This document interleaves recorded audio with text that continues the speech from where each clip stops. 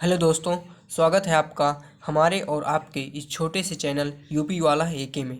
Class 10th की जो NCERT की मैथ है उसमें हम बिल्कुल फ्री में यूट्यूब में आपको एनसीईआरटी के पूरे मैथ का कोर्स करवा रहे हैं। उसमें से हमने चैप्टर नंबर 2 को स्टार्ट किया और चैप्टर नंबर 2 का जो बेसिक है हम पिछले वीडियो में सब कुछ बहुपद नामक चैप्टर का बेसिक पूरा देख लिया था। आज बारी है चैप्टर नंबर 2 की जो पहली एक्सरसाइज है 2.1 उसके क्वेश्चनों को करने के। चलिए, कोई आपका टाइम बर्बाद ना करते हुए वीडियो को स्टार्ट करते हैं। और इस वीडियो में आपको इतनी ही चीज़ें बताई जाएंगी जितना कि ज़रूरी होता है। फालतू का टाइम आपका वेस्ट नहीं किया जाएगा।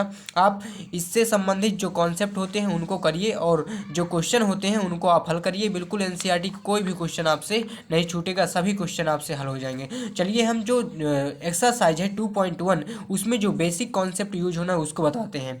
हमें कोई इस एक्सरसाइज में कोई दिया होगा ग्राफ, उसमें हमें शून्यकों की संख्या ज्ञात करना है। जो कि हमने पिछले वीडियो में देखा था कि कोई भी जो बहुपद होता है वो होता है ax² प्लस bx प्लस सी के रूप में। इसके रूप में बहुपद इसे कहते हैं द्विघात बहुपद, क्योंकि इसमें चर की अधिकतम घात 2 है, इसे द्विघात बहुपद कहते हैं। जब इसके बराबर में हम 0 रख देते हैं तो हमारा द्विघात समीकरण बन जाता है। द्विघात बहुपद और द्विघात समीकरण दोनों में अंतर है। आपने देख लिया कि अगर इसके बराबर में 0 नहीं लिखते तो हमारा ये द्विघात बहुपद कहलाता है। अगर इसके बराबर में हम 0 लिखते हैं तो हमारा द्विघात समीकरण कहलाता है। द्विघात बहुपद के जो शून्यक होते हैं वो उन्हें कहते हैं शून्यक, जिनका मान x की जगह रखने पर इस पूरे समीकरण को क्या कर देता है, 0 कर देता है, वो हमारे शून्यक कहलाते हैं। इस एक्सरसाइज में शून्यकों की संख्या ग्राफ कोई दिया होगा, उसमें शून्यकों की संख्या ज्ञात करना कैसे ज्ञात करते हैं देखते हैं। कोई ग्राफ हमें दिया होगा, जैसे ये एक्स अच्छा है, आप जानते होंगे पहले एक्स अच्छा जो वाई अच्छा आपने पढ़ा होगा, ये एक्स है और ये एक्स डैश है। ये मूल बिंदु है, यानी कि इसके निर्देशांक 0 0 होते हैं। इसके इधर जाएंगे तो सभी एक्स की पॉजिटिव वैल्यू लिखी जाएंगी और इधर एक्स डैश में जाएंगे तो सभी निगेटिव वैल्यू लिखी जाएंगी। ऊपर जाएंगे तो वाई की वैल्यू लिखी जाएगी और नीचे जाएंगे तो वाई डैश, यानी कि इधर निगेटिव वैल्यू वाई की लिखी जाएगी। कोई भी ग्राफ दिया होगा उसमें हमें शून्यकों की संख्या दी हो ज्ञात करना है। इस एक्सरसाइज में आप एक कॉन्सेप्ट इसमें यूज होता है, पूरी एक्सरसाइज हल हो जाएगी। वो ये ध्यान से सुनिएगा कि कोई भी ग्राफ x अक्ष को जितनी जगह पर काटता है शून्यकों की संख्या उतनी ही होगी। जैसे हम इसमें बना देते हैं ये हमने कोई ग्राफ बना दिया, ठीक है, ये ग्राफ इधर बना दिया। ये x अक्ष को ग्राफ कितनी जगह पे काटता है देखेंगे, एक यहाँ पे काटता है, ये पूरा x अच्छा है, एक यहाँ पे काटता है, एक यहाँ पे और यहाँ पे, तो इसके शून्यकों की जो संख्या हो जाएगी 3 आ जाएगी। यानी कि 3 ऐसे मान हो जाएंगे जिस समीकरण जो फंक्शन दिया होगा, यानी कि द्विघात बहुपद, ऐसे 3 मान होंगे जिनका मान हमें रखने पर इस पूरे समीकरण को क्या कर देगा, 0। पूरी एक्सरसाइज में ग्राफ दिया होगा, आपको शून्यकों की संख्या बताना है। कॉन्सेप्ट आपको पता हो गया, एक्सरसाइज बिल्कुल सेकंडों में हो जाएगी। चलिए देखते हैं एनसीईआरटी 2.1 को हम बिल्कुल देखते हैं। देखिए क्या दिया है, किसी बहुपद px के लिए y बराबर px एक ग्राफ हो। नीचे आकृति ये जो दी हुई है इसमें दिया गया है, प्रत्येक स्थिति में px के शून्यकों की संख्या ज्ञात करना मैंने आपको बताया है। पहला नंबर हमने देखेंगे इसके शून्यकों की, ये y अच्छे और ये x अच्छे। ग्राफ हमारा इधर यहाँ से यहाँ तक सिर्फ बना है। सिर्फ ये देख लेना है कि y जो x अक्ष को ग्राफ कितनी जगह पर काटता है, ये कितनी जगह पर काटता है, एक भी जगह x अक्ष को नहीं काटता। देखिए सिर्फ y को एक जगह पर काटता है, x अक्ष को एक भी जगह नहीं काटता। इसके शून्यकों की संख्या क्या हो जाएगी, 0। पहले का आंसर आपको पता चल गया। इसमें ग्राफ देखेंगे, ग्राफ ये बना है यहाँ से यहाँ तक, x अक्ष को कितनी बार काटता है, सिर्फ यहाँ पे काटता है। इसमें शून्यकों की संख्या क्या हो जाएगी, 1 हो जाएगी। इसमें शून्यकों की संख्या 0 थी, ठीक है। इसमें देखेंगे, इसमें ग्राफ ये बना हुआ है, कितनी जगह काटता है, 1 2 और 3, शून्यकों की संख्या इसमें हो गई 3। बस कुछ नहीं करना, बस इसी तरह सबका आंसर लिख देना है। आप फालतू का टाइम नहीं वेस्ट करना, बिल्कुल लिख बताई जाए। आप लिखेंगे, इस ग्राफ को बना लेंगे और लिखेंगे शून्यकों की संख्या इक्वल टू 0, शून्यकों की संख्या 1। बस हो गया, बता रहा हूँ आंसर। इसमें देखेंगे, एक यहाँ पे काट रहा है, ये यहाँ पे, शून्यकों की संख्या 2 हो गई। ये ग्राफ एक यहाँ पे काट रहा है x अक्ष को, यहाँ पे काट रहा है, 2 हो गए। एक यहाँ पे काट रहा है, 3 हो गया, और यहाँ पे काट रहा है 4, यानी कि शून्यकों की संख्या हमारी 4 आ गई। इसमें देखेंगे, एक यहाँ पे काट रहा है, 1 2 और ये 3, शून्यकों की संख्या आ गई 3। बस 2.1 जो प्रश्नावली है वो हमारी पूरी खत्म होती है। अब हम चलते हैं 2.2 को, जो बेसिक होता है उसको देखेंगे, फिर 2.2 को इसी तरह कवर करेंगे। 2. जो टू है उसमें जो बेसिक कॉन्सेप्ट यूज होना है वो ये होता है कि उसमें बहुपद, जैसे यहाँ पे भी शून्य ज्ञात करना था तो वहाँ पे हमें दो चीज़ें दी होंगी। जब भी कोई द्विघात बहुपद होगा यानी कि किसके फॉर्म का होगा, A X square plus B X plus C, यानी कि चर की अधिकतम घात जब दो होगी तो उसके दो बहुपद होंगे। उनको दो बहुपद कौन कौन से होंगे, एक अल्फा होगा और बीटा।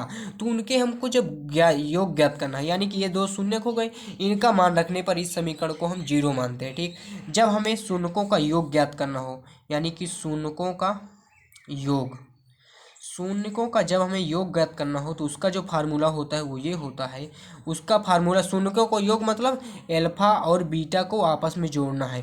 तो इसका जो फार्मूला होता है वो होता है माइनस बी अपॉन ए।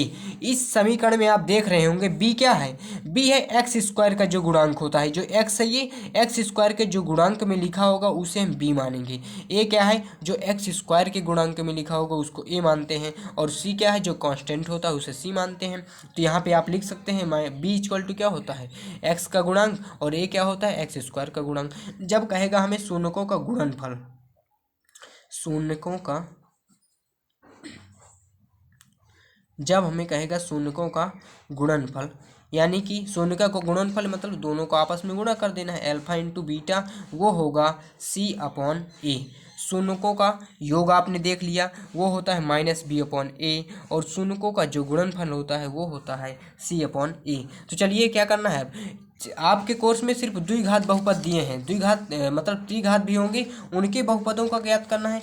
यानी कि त्रिघात बहुपद उनमें एक्स इसके फॉर्म का हुआ A X cube plus B X square plus C X plus D, यानी कि इसमें चर की अधिकतम घात क्या है, दो है, तो इसके तीन क्या होंगे, जितनी घात होगी उतने ही उसके क्या होंगे, शून्यक होंगे। इसके शून्यक होंगे अल्फा बीटा और गामा। ठीक, इसके शून्यक तीन होंगे। अब इनका तीनों का आपस में जब संबंध ज्ञात करेंगे तो तीनों का योग मतलब alpha plus beta plus gamma, इसका जो मान होता है वो माइनस बी अपॉन ए होता है। और जब दो दो का प्रोडक्ट यानी कि alpha into beta plus beta into gamma plus gamma into alpha करते हैं तो उसका मान होता है सी अपॉन ए। और जब तीनों का प्रोडक्ट करते हैं alpha into beta into gamma, वो होता है माइनस का डी अपॉन ए। ये ज्ञात करना है, जब तीन शून्यक दिए हों तो ये फार्मूले, जब दो शून्यक दिए हों तो ये वाले फार्मूले यूज करना है। अब चलते हैं 2.2 को बिल्कुल सॉल्व कर लेते हैं। आपको सिर्फ इतना ही कॉन्सेप्ट याद करना है, ये होता है। ठीक है, तो चलिए क्वेश्चन नंबर जो 2.2 है एक्सरसाइज, उसको हम सॉल्व करते हैं। उसमें क्वेश्चन किस तरह दिए हैं, जो 2.2 का पहला क्वेश्चन है वो क्या कह रहा है, देखिए कि निम्न द्विघात बहुपद के शून्यक ज्ञात कीजिए और शून्यकों तथा गुणांकों के बीच के संबंध की सत्यता कीजिए। पहले हमें ये समीकरण दिया हुआ है, ये बहुपद दिया हुआ है, तो इसके पहले हमें शून्यक ज्ञात करना है, फिर इसके क्या करना है, उसके जांच करना है कि यानी कि अल्फा प्लस बीटा जो माइनस बी अपॉन ए है वहाँ से ये समीकरण को संतुष्ट कर रहा है कि नहीं। पहला हमारा क्वेश्चन है इसमें x square minus 2x minus 8। तो पहला क्वेश्चन हमारा है जो प्रश्नावली है, प्रश्नावली जो 2.2 है उसमें जो पहला क्वेश्चन हम देख रहे हैं, पहले का पहला जो हमारा है एक्स स्क्वायर माइनस 2x और माइनस 8। आप देख रहे हैं कि शून्यक हमें ज्ञात करना है, और शून्यक क्या होते हैं, जिनका मान रखने पर ये जो पूरा बहुपद होता है, ये समीकरण होता है, वो पूरा क्या होता है, जीरो हो जाता है। सबसे पहले हमें इसको जीरो के बराबर मान लेना है, एक्स स्क्वायर माइनस 2x और माइनस 8 के बराबर जीरो। अब ये एक बन गया द्विघात समीकरण।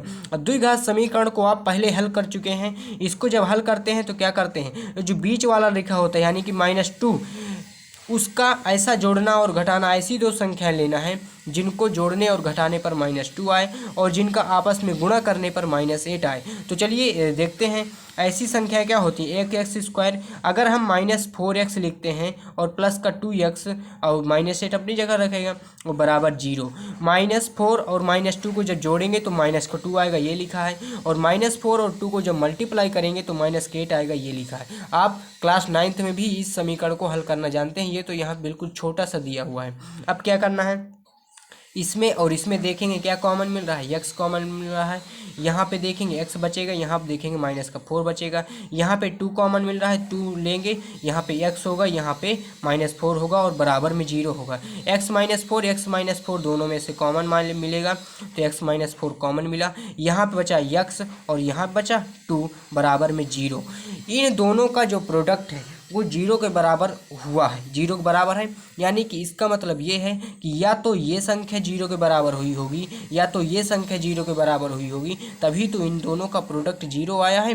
तो हम पहले x -4 को एक बार 0 मान लेते हैं, फिर x + 2 को 0 मान लेते हैं। x -4 को जब -4 उधर जाएगा तो x का एक वैल्यू आएगा +4 और जो s की दूसरी यहाँ से वैल्यू आएगी वो आएगी -2 जब प्रच्छांतर करेंगे। x के 2 मान आ गए, x के 2 मान आए हैं, मतलब अल्फा आया है और बीटा, यही तो शून्यक होते हैं। अल्फा बराबर हम मान लेते हैं 4 और बीटा बराबर हम मान लेते हैं -2। अब क्या करना है, हमें सत्यता की जांच करना है। सत्यता की जांच करने के लिए शून्यकों का जो योग होता है उसके लिए समीकरण देख लेते हैं और शून्यकों का जो गुणन होता है उसके लिए समीकरण देख लेते हैं। जो शून्यकों का जोड़ होता है यानी कि शून्यकों का गुणनफल, शून्यकों का योग, शून्यकों का जो योग होता है, योग मतलब दोनों को आपस में अल्फा प्लस बीटा, उसका मैंने बताया उसका फार्मूला होता है -b/a। पहले इसके लिए अल्फा क्या है +4, बीटा क्या है -2। ठीक है, -b इस समीकरण से देखना है, माइनस बाहर रहेगा। ठीक है, b क्या है x का कॉफिशिएंट यानी कि x का गुणांक क्या है -2 है ना, तो -2 यहाँ पे लिख देना है। ठीक, a क्या है x² का गुणांक, x² का गुणांक 1 है तो यहाँ पे 1 लिख देना है। -2 और -2 क्या हो जाएगा प्लस हो जाएगा, तो यानी कि +2 आ जाएगा। 4 में 2 माइनस करेंगे तो 2 आएगा और इधर माइनस में माइनस का गुणा करेंगे तो 2 आ जाएगा, किसका प्लस का आ जाएगा और नीचे 1 लिखा है तो 1, उसका आंसर 2 आएगा। ये देखिए हमारा क्या हो गया, शून्यकों का जो योग होता है उसके लिए हमने संबंध देख लिया। अल्फा प्लस बीटा बराबर किसके आ रहा है -b/a के 2 के बराबर 2 आ रहा है, ये हमने सिद्ध करके देख लिए। यही हमें बोल रहा था कि इनको सिद्ध भी करना है कि शून्यकों का जो योग यानी कि अल्फा प्लस बीटा है वो -b/a के आ रहा है कि नहीं आ रहा है, आ रहा है, आप इसको देख रहे हैं। अगला हमारा जो क्वेश्चन है वो है शून्यकों, अभी हमने शून्यकों का जोड़ के लिए देखा, अब हमें देखना है शून्यकों का जो गुणनफल है वो भी बराबर आ रहा है कि नहीं। शून्यकों का गुणनफल, शून्यकों का गुणनफल, शून्यकों का गुणनफल होता है वो क्या होता है alpha into beta. Alpha into beta का सूत्र क्या होता है c/a। इसके लिए देखना है अल्फा क्या है 4 है, बीटा क्या है 2 है। 4 का जब -2 में मल्टीप्लाई करेंगे तो आपको तो इतना ही आता होगा कि क्या हो जाएगा -8 आ जाएगा और c का मान यहाँ पे क्या है -8 है ना, तो -8 और 1 a का मान क्या है, a का मान है +1, यानी कि ये भी कितना आ गया -8 के बराबर में -8 आ गया। यही हमारा क्या हो जाएगा, इस क्वेश्चन का आंसर हो गया है। -8 के बराबर में -8 आ गया। हमने क्या देखा, शून्यकों का जो योग है उसके लिए भी ये हमारा सही आ रहा है, 2 और 2 बराबर में आ रहा है। जो शून्यकों का गुणनफल है अल्फा इंटू बीटा, जो फार्मूला होता है c/a, वो भी दोनों LHS और RHS आपस में बराबर आ गए। ये हमारे उत्तर की जांच हो गई। चलिए पहला हमारा क्वेश्चन कंप्लीट होता है। दूसरा करना है, मैंने इसको बिल्कुल डिटेल में बता दिया है, अब हो सकता है कुछ स्टेप मैं शॉर्ट में कर दूं तो आपको समझ लीजिएगा। चलिए दूसरा पार्ट करते हैं। पहले का जो दूसरा पार्ट है वो हमारा क्या है 4s² -4s + 1, कुछ नहीं है। वहाँ पे क्या था, जो यहाँ पे s² है वहाँ पे क्या था s की जगह x था, उसी तरह करना है।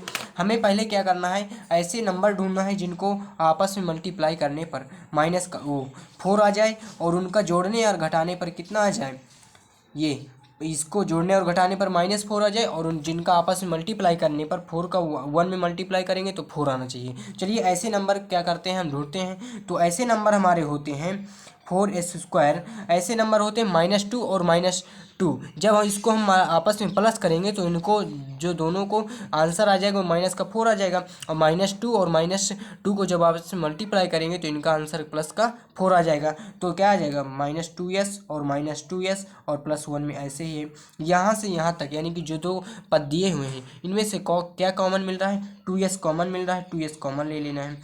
2s जब कॉमन लेंगे तो क्या बचेगा 2 और s, 2s कॉमन मिल जाएगा और यहाँ पे क्या बचेगा -1 बचेगा और यहाँ पे जब हम लेंगे -1 कॉमन तो यहाँ पे हमें बचेगा जो 2s-1।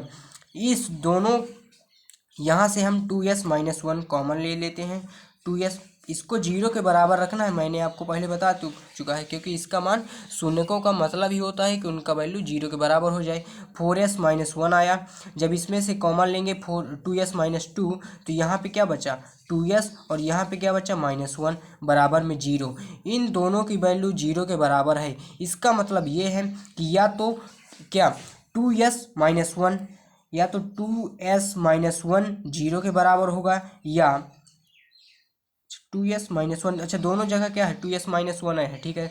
2s-1 0 के बराबर हो जाएगा, या तो वही दूसरा भी बराबर हो जाएगा। तो 2s की जो वैल्यू आएगी वो क्या आएगी 1/2, यानी कि यस की जो वैल्यू आएगी वो कितने आ जाएगी 1/2 आ जाएगी जब इसको पक्षांतर करेंगे, ठीक है। तो यानी कि एस की हमारी वैल्यू आई 1/2। दोनों को बराबर करना पड़ेगा, 2s-1 बराबर 0 करना है, तो यहाँ से भी s की जो वैल्यू आएगी 1/2 आएगी। यानी कि एल्फा का मान हमें क्या मिल रहा है, एल्फा का मान जो हमें यहाँ से मिल रहा है वो एल्फा का मान 1/2 है, और जो बीटा का मान हमें मिल रहा है वो भी हमारा 1/2 है। पहले हमें क्या करना है, शून्यकों का योग ज्ञात करना है। शून्यकों का योग मतलब alpha plus beta. Alpha plus beta का जो फार्मूला होता है -b/a होता है। एल्फा की जगह 1/2, बीटा की जगह 1/2, ठीक है। -b यहाँ से देखेंगे s का कॉफिशेंट जो होता है वो कितना होता है, यहाँ पे माइनस पहले से हमारा फार्मूले में होता है, और फिर इसका कॉफिशेंट -4 है तो -4 लिखेंगे। और a यानी कि जो यहाँ पे s² का कॉफिशेंट है वो कितना है 4 है। इसको सॉल्व कर लेना है, LHS और RHS आपस में बराबर आना चाहिए। 1/2 और 1/2 का जब एलसीएम लेके सॉल्व करेंगे तो 2 एलसीएम आ जाएगा, और यहाँ पे आ जाएगा 1 + 1, ठीक है। -4 क्या हो जाएंगे प्लस हो जाएंगे, यानी कि 4/4 आ जाएगा। 1 और 1 को जब ऐड करेंगे तो 2 आएगा, और 2 को 2 से जब डिवाइड करेंगे तो कितना आ जाएगा 1 आ जाएगा, और 4 को जब 4 से डिवाइड करेंगे तो 1 आ जाएगा। देख सकते हैं आप आपस में जो LHS है वो किसके बराबर है RHS के हैं। दोनों वैल्यू आपस में बराबर हैं, यानी कि हमारा जो संबंध है वो सिद्ध हो गया। दूसरा क्वेश्चन भी हमारा कंप्लीट होता है। चलते हैं तीसरे क्वेश्चन में। जो पहले का पार्ट तीसरा क्वेश्चन है वो क्या है, 6x² - 3, 6x² - 3 और -7x। सबसे पहले हमें क्या करना है, इनको ऑर्डर में लिख लेना है। पहले x का कॉफिशेंट होता है तो इसको हम लिख सकते हैं 6x² - 7x - 3। इसको 0 के बराबर में मान लेना है। क्यों, क्योंकि 0 का मान आता है शून्य का मान रखने पर। ऐसी संख्याएं ढूंढना है जिनको 6 का 3 में गुणा करेंगे तो 18, यानी कि जिनका गुणा करने पर -18 आए, जोड़ने या घटाने पर -7 आए। ऐसी हमें क्या करना है, दो संख्याएं। तो आप देखेंगे 9 और 2 को जब आपस में मल्टीप्लाई करेंगे तो 18 आएगा, और 9 में से 2 को माइनस करेंगे तो 7 आएगा। लेकिन किसका -7 आ रहा है, तो -9 आना चाहिए, बड़ी संख्या हमारे माइनस की हो। तो 6x² -9x और प्लस का 2x और -3 बराबर 0। -2 -9 में से 2 को जब घटाएंगे तो -7 आएगा। -2 और 2 का जब गुणा करेंगे तो प्लस -18 आ जाएगा। यहाँ से यहाँ तक में हमें क्या मिल रहा है कॉमन, 18 और 6 7 आ जाएगा, ठीक है। और 9 का 2 में गुणा करेंगे तो कितना आ जाएगा 18 आ जाएगा। इस 9x को आप इधर लिख सकते हैं, यानी कि इसे इस तरह लिख सकते हैं 6x² प्लस का 2x माइनस का 9x और माइनस का 3 बराबर 0। कुछ नहीं किया हमने, बिल्कुल इसको इधर कर लिए हैं बस।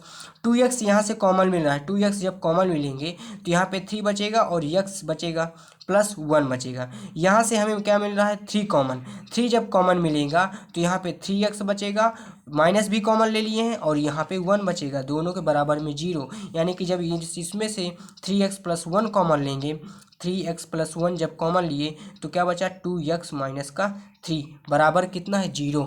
0 का मतलब है या तो ये वाली वैल्यू 3x + 1 ये 0 होगा, या तो 2x - 3 ये 0 होगा, तभी तो इसका मान 0 आया है। यहाँ से जब x की वैल्यू निकालेंगे तो -1/3 आएगी। बस पक्षांतर किए हैं, ये तो आपको छोटी छोटी चीज़ें आते ही होंगे। और यहाँ पे जब x की वैल्यू निकालेंगे तो 3/2 आ जाएगा। x के हमारे दो मान, यानी कि ये हमारा आया अल्फा और ये हमारा आया बीटा। हमें क्या करना होता है, शून्यकों का जो जोड़ होता है यानी कि अल्फा प्लस बीटा उसको बराबर लाना होता है माइनस बी अपॉन ए के। ठीक है, अल्फा क्या है -1/3 लिख लेते हैं, बीटा क्या है +3/2 है। और देखिए माइनस बी, देखिए वीडियो थोड़ी कट गया था, मैंने क्या किया है अल्फा और बीटा का अल्फा प्लस बीटा किया है और उसी तरह हल कर लिया है, तो LHS और RHS आपस में बराबर आ गए। ये शून्यकों का योग था। और जब शून्यकों का हम गुणन निकालते हैं यानी कि उसका मान क्या होता है, अल्फा इंटू बीटा बराबर C/A होता है। अल्फा का मान हमने क्या निकाला है -1/3 लिख लिया। बीटा का मान हमने क्या लिखा है 3/2 ये लिख लिया। सी हमारा क्या है, यहाँ से देखेंगे जब हम सी, तो सी है हमारा -3, तो ऊपर लिखना है -3। और जो ए का मान है मतलब x² कोफिशिएंट वो है 6 है। यहाँ पे जब इसको सॉल्व करेंगे 3 और 2 का आपस में मल्टीप्लाई करेंगे तो यहाँ पे आ जाएगा 6 और 3 का यहाँ पे -1 का जब 3 में करेंगे तो -3 आ जाएगा। इधर भी क्या आ जाएगा -3/6। देख सकते हैं आप जो LHS है वो RHS के बराबर आ गया, यानी कि जो शून्यकों का गुणनफल है उसके लिए हमने संबंध सिद्ध कर लिया कि C/A बराबर होता है। अब हमने 3 क्वेश्चन आपको बिल्कुल डिटेल से बता दिया है। NCERT के जो अगले क्वेश्चन होते हैं उनको हम किस प्रकार से करते हैं चलिए देखते हैं। जो NCERT का प्रश्नावली है उसमें जो चौथा क्वेश्चन हमारा दिया हुआ है वो क्या दिया है 4u² + 8u। इसका मैं आपको सिर्फ इसका हिंट दे रहा हूँ, ये करिएगा। 1-2 क्वेश्चन जब आप अपने से करेंगे तो आपकी प्रैक्टिस हो जाएगी। इसमें क्या करना है, इसको 0 के बराबर सबसे पहले लिखना है, दोनों में से 4u कॉमन लेना है। 4u जब कॉमन लेंगे तो यहाँ पे u बचेगा, यहाँ पे 2 बचेगा, यानी कि एक बार 4u को 0 के बराबर लिख देना है, फिर एक बार u + 2 को 0 के बराबर लिख देना है, तो यहाँ पे अल्फा और बीटा के मान आ जाएंगे। बस उसी तरह से सिद्ध कर लेना है।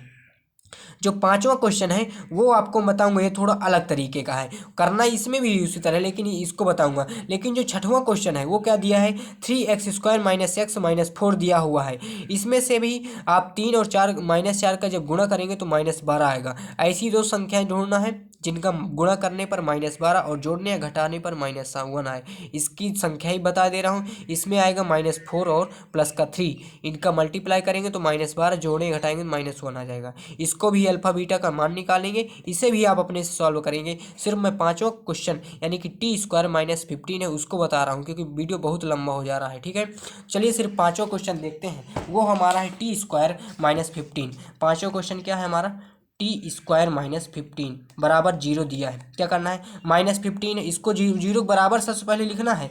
0 के बराबर उधर करेंगे तो t² बराबर कितना आ जाएगा 15 आ जाएगा। और जब t करेंगे तो ये उधर वर्ग है, उधर जाएगा वर्गमूल हो जाएगा, यानी कि 15। यानी कि यहाँ से t की 2 वैल्यू आई, टी की 2 वैल्यू आई। एक प्लस माइनस का मान आता है हमेशा रूट वाली जब संख्या खुलती है, यानी कि एक टी की वैल्यू जो आई वो हमारी टी की वैल्यू आई √15 और दूसरे आई -√15। ठीक है, ये हमारा हुआ अल्फा, ये हुआ हमारा बीटा। देखेंगे अब अल्फा प्लस बीटा जब शून्यकों का जोड़ निकालेंगे तो क्या होता है -b/a। ठीक है, अल्फा क्या है +15, बीटा क्या है -15। ठीक है, बी क्या है एक्स का गुणांक, और एक्स का गुणांक यहाँ पे यानी कि टी का गुणांक, टी का यहाँ पे कोई गुणांक नहीं है, मतलब बी की जगह 0 रखेंगे। ए का गुणांक 1 है, -√15 से प्लस रूट ये आपस में 0 हो जाएंगे, यानी कि 0/0 बराबर 0 आ गया। ये शून्यकों का जो जोड़ है उसके लिए ये समीकरण हमारा सही होता है। शून्यकों का जो गुणन अल्फा इंटू बीटा वो होता है C/A के। अल्फा क्या है √15, ठीक है, बीटा क्या है -√15। इसका गुणा सी क्या है यहाँ पे सी कांस्टेंट क्या है -15 है, और C/A ए क्या है 1 है। इसका जब मल्टीप्लाई करेंगे तो इसका आंसर आएगा -15 और उधर है -15। ये हमारा